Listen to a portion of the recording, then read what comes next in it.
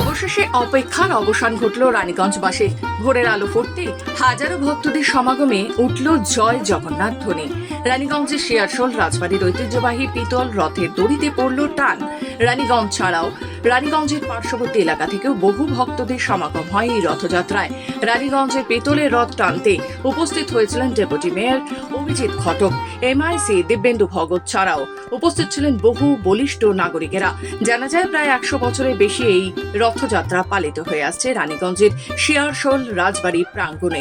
এইরকম একটা অনুভূতি খুব কম মানুষের হয়ে থাকে, যারা এখানে আসে তাদেরই সম্ভব।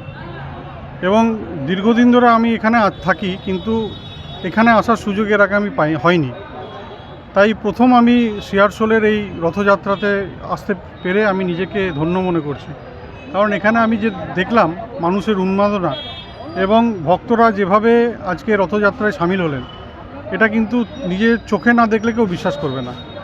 এটা আমার জন্ম থেকে এখানে এই রথযাত্রার চলছে এবং আমরা দেখে আসছি। আজকে রাজবাড়ির প্রাঙ্গণ থেকে জগন্নাথ দেবের পূজা অর্চনার মধ্য দিয়ে আজকে রথযাত্রার সূচনা রানীগঞ্জে হলো এবং বহু ধর্মের মানুষ এবং বহু ভক্তদের ভিড়ের সমাগমের মধ্য দিয়ে এই রথযাত্রা সফল হয়েছে। এবং এখানে আকার মানুষদের আমি অভিনন্দন জানাবো যে সকল ধর্মের মানুষ যেভাবে আজকে সম্প্রীতি রক্ষা করে যেভাবে রানীগঞ্জ শিল্পাঞ্চলকে বাঁচিয়ে রেখেছে এবং সবাই আমরা এক হয়ে আমরা সর্বধর্মে আমরা বিশ্বাসী হয়ে আমরা রানীগঞ্জের উন্নয়ন, এই শিল্পাঞ্চলের উন্নয়ন এবং এখানে যারা মানুষরা এসছিলেন এবং রানীগঞ্জের প্রত্যেকটি এসএসসি ক্লাবের যারা সদস্যগণ আছেন এবং এখানকার মানুষ তাদের ইচ্ছা পূরণ হোক জগন্নাথ দেবের কাছে। এবং আমরা চিন্তা করব যে আরও তারা উন্নত হোক এবং রানীগঞ্জ শহর উন্নত হোক। জয় জগন্নাথ। জানা যায় 1877 সালে এই রথটি একটি কাঠের নির্মাণ করা হয়েছিল। কোনো কারণবশত সেই রথটি আগুনে পুড়ে যায়। তা কয়েক বছর পর অর্থাৎ 1923 সালে নির্মাণ করা হয় এই পিতলের রথ।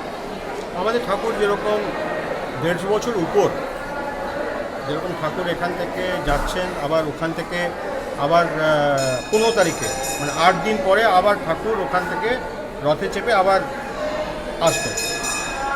এটা হলো সোজা রথ, তারপরে 15 তারিখে হচ্ছে 8 দিন পর উল্টো রথ, যেটা পড়বে 15 তারিখে সোমবার, নেক্সট মানডে। আর সেটা হয় ইউজুয়ালি ওই দুপুরে 2-2:30টার পর। রানীগঞ্জে নতুন রাজবাড়ি থেকে এই রথ টেনে নিয়ে যাওয়া হয় পুরনো রাজবাড়ির দিকে এবং তা 8 দিন পর অর্থাৎ উল্টো রথের সময় আবার পুনরায় নিয়ে আসা হবে নতুন রাজবাড়ি প্রাঙ্গণে। রানীগঞ্জের এই রথ মেলা প্রাঙ্গণে কড়া পুলিশি নিরাপত্তার ব্যবস্থা নেওয়া হয়েছে প্রশাসনের পক্ষ থেকে। সব মিলিয়ে ভক্তদের সমাগমে জমজমাট রানীগঞ্জের ঐতিহ্যবাহী এই রথযাত্রা। রানীগঞ্জ থেকে সমীর বাদ্যকরের রিপোর্ট, খবর বাংলা।